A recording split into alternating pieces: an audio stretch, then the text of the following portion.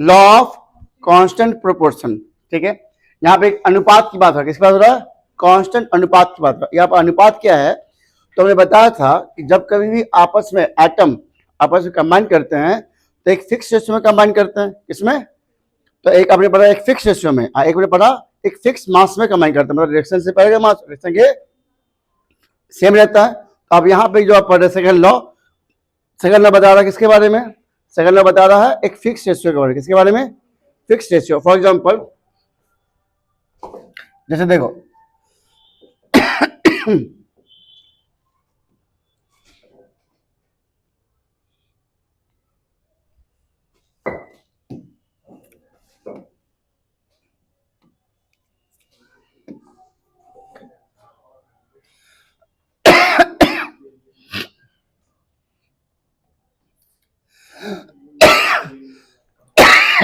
अरे यार गला में फंसा हुआ है।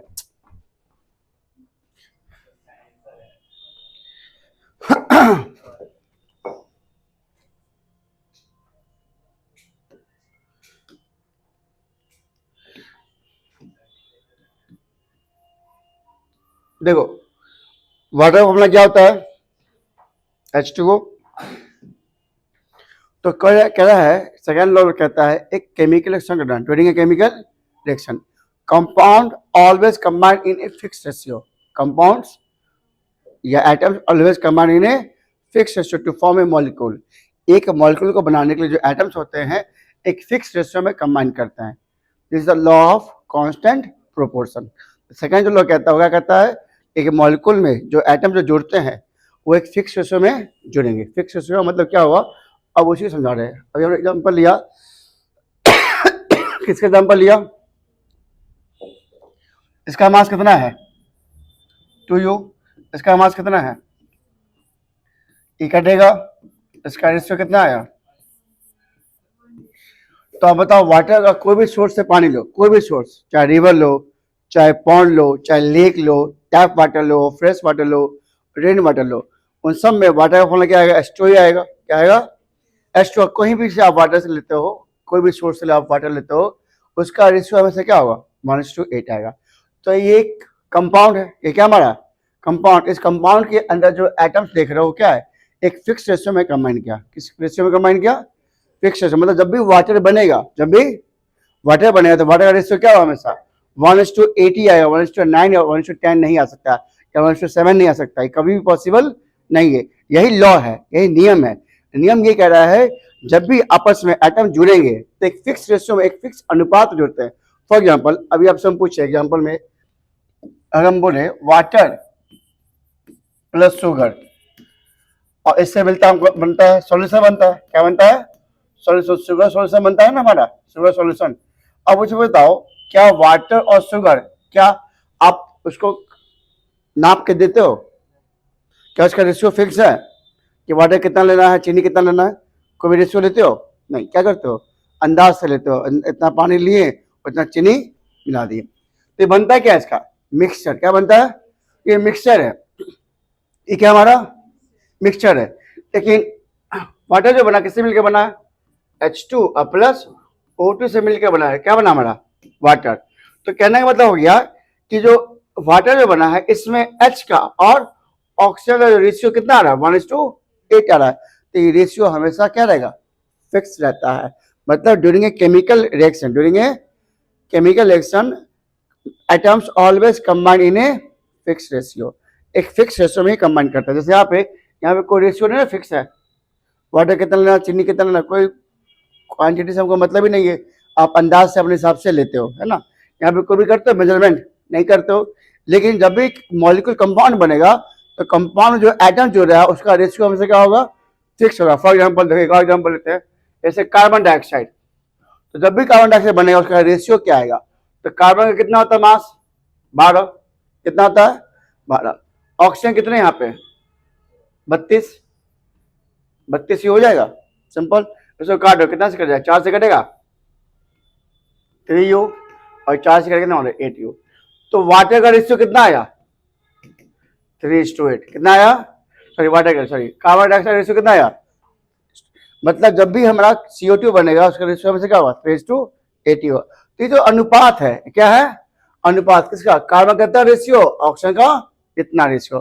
जैसे इसी बता रहा है, इसी में क्या बता रहा है, इसमें बता रहा है आपको क्या कि हाइड्रोजन का H का 1 पार्ट ऑक्सीजन का 8 पार्ट आपस में कंबाइन कर रहा है, मतलब हाइड्रोजन का 1 पार्ट ऑक्सीजन के 8 पार्ट से जुड़ रहा है। तो ये रेशियो क्या है, एक फिक्स्ड है, इसे कहते हैं law of constant, constant proportion, मतलब जो अनुपात है वो क्या है, कांस्टेंट है। जब भी वाटर बनेगा तो वाटर फॉर्मूला क्या आएगा, वो H2 ही आएगा, और रेशियो हमेशा क्या होगा 1:8 आएगा, रेशियो कभी बदलेगा नहीं। जब रेशियो नहीं बदल रहा है इसका मतलब मास भी क्या होगा, मास भी क्या होगा, दोनों का कांस्टेंट ही रहेगा, है ना। अगर बात समझ में, कंसेप्ट क्या है, कंसेप्ट क्या बता रहा है, जोड़ेंगे केमिकल रिएक्शन। अब दो चलते हैं डिफाइन के ऊपर। अब डिफाइन ही पढ़ो, डिफाइन क्या कह रहा है,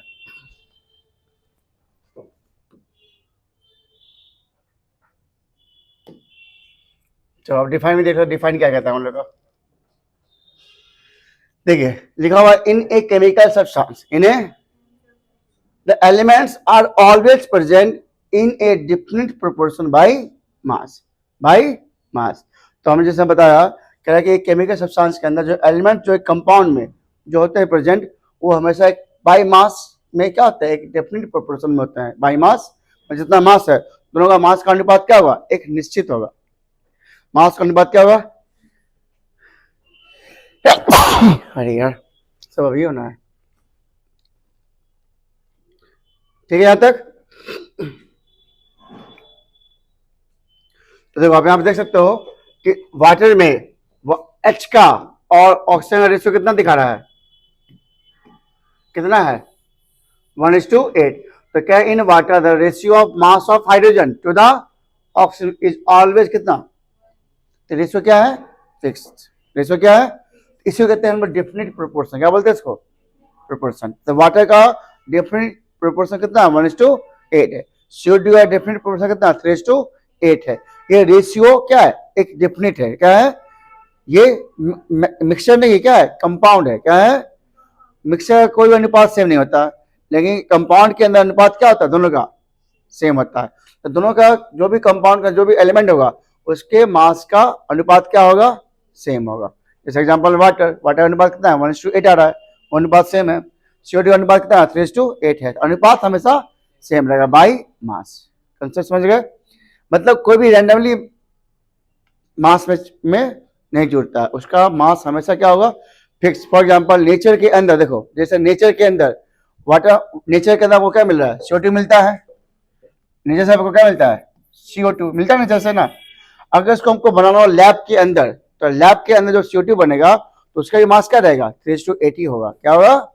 अगर हम चाहें दूसरा बनाना तो पॉसिबल नहीं कि बनेगा, वो क्यों नहीं बनेगा, क्योंकि CO2 का रेशियो कितना है 3:8, कार्बन का 3 और ऑक्सीजन का कितना 8। अगर हमको वाटर बनाना हो लैब के अंदर तो कैसे बनाएंगे, उसका रेशियो कितना होगा 1:8 ही आएगा। नेचर को मिलता है वाटर, अगर हमको बनाना हो लैब के अंदर तो वाटर कैसे बनेगा, तो ऑक्सीजन का 8 पार्ट और हाइड्रोजन का 1 पार्ट चाहिए तभी वाटर बने, अदरवाइज नहीं बनेगा। और कोई रेशियो ले तो नहीं बन सकता वो, ठीक है। तो इसी कहते हैं इसका डेफिनेट प्रोपोर्शन, क्या बोलते हैं, प्रोपोर्शन। तो ये डिफाइन आप लोग लिख लिए हो कि एलिमेंट्स हमेशा एक कंपाउंड के अंदर जो होते हैं प्रेजेंट, वो एक डिफरेंट प्रोपोर्शन बाय मास हमेशा होते हैं, उसमें कोई चेंजिंग नहीं आएगा। तो आज का टॉपिक जानते हैं, बाकी टॉपिक हम लोग कल पढ़ेंगे।